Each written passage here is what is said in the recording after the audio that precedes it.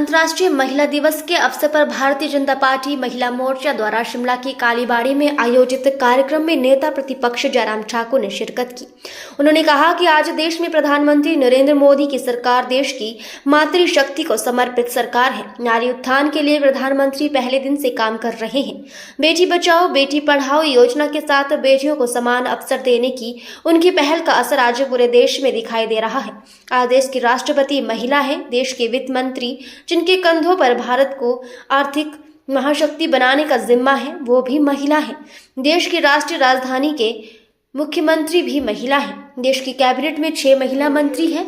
हिमाचल में लोकसभा में 4 में 1 और राज्यसभा में 3 में से 1 सदस्य महिला है। हिमाचल में नारी शक्ति वंदन कानून के तहत ही काम चल रहा है। जनसभा को संबोधित करते हुए उन्होंने कहा कि आज महिलाएं हर क्षेत्र में आगे हैं और देश का प्रतिनिधित्व कर रही हैं। महिलाओं के इस उपलब्धि के पीछे उनकी मेहनत, लगन और संघर्ष है। मैं मुख्यमंत्री था तो हमने एक योजना चलाई, सहारा योजना। सहारा योजना के अंतर्गत चाहे बेटा पुरुष है चाहे महिला है, जो उस कैटेगरी में आते थे, जो और इस योजना को मैंने भावुक होकर के, मेरे साथ एक घटना हुई, उस घटना के बाद मैंने इसको शुरू किया था। मैं चुनाव के दिनों में कहीं कार्यक्रम में अपने क्षेत्र में जाकर के वोट मांगने के लिए जा रहा था। एक जगह कार्यक्रम था गांव में। आपको मालूम है कि चौक पर बीच में जहां जगह होती है वहां गांव के लोग इकट्ठा होते हैं, वहां कार्यक्रम होता है। हमारा कार्यक्रम हुआ, कार्यक्रम के बाद वहां से चलने लगा और चलने जब लगा तो एक कार्यकर्ता ने कहा कि आप आप अंदर आइए। तो मुझे लगा, मैंने कहा यार देर हो रहे हैं, अगला भी कार्यक्रम है, तो देर हो जाएंगे। मैंने थोड़ा सा रजिस्ट किया कि नहीं जाना भैया, अब देर हो रहा है, किसी और दिन आएंगे चुनाव के बाद। नहीं बोलते बहुत जरूरी काम है।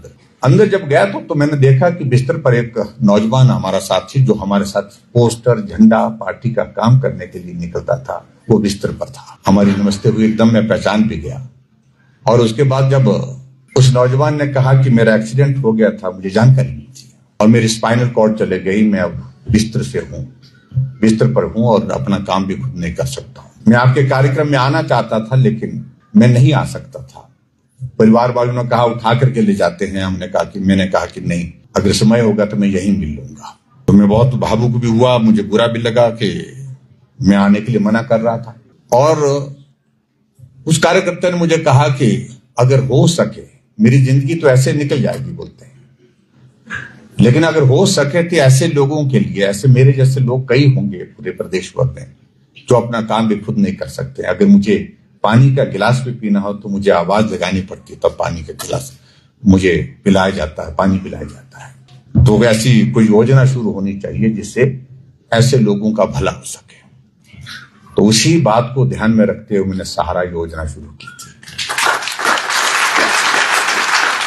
और जब मैं इस योजना को बनाने का कॉन्सेप्ट दिया तो उस वक्त अधिकारियों ने कहा लगभग 5000 का लोग होंगे, लेकिन जब मैंने इस योजना को शुरू किया तो 25,000 लोग हिमाचल प्रदेश में ऐसे लोग हैं जो बिस्तर पर हैं, अपना काम भी खुद नहीं कर सकते।